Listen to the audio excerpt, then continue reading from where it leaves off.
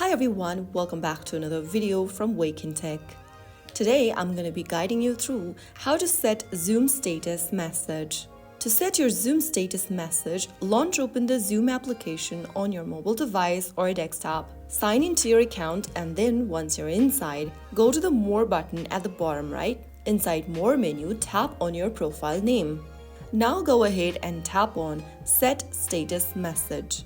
Go ahead and enter your message. For example, you can type in on a break or in a meeting, whichever is your situation right now. After you do that, go to Clear After option and select how long you want it to appear on your status. You can choose for like 1 hour, today, 4 hours, this week, never, or set time and date manually. After making one of the display time selection over here, click on Confirm at the top right and then click on Save at the top right, which will then save your change. Others will see this message, such as on a break or whichever message that you've typed in, when they check your Zoom profile or contact list.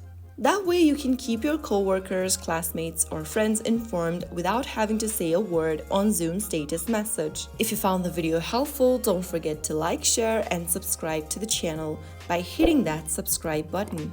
Press on the bell icon so that you'll never miss out another upcoming upload from us. I'll see you in the next video. Stay tuned.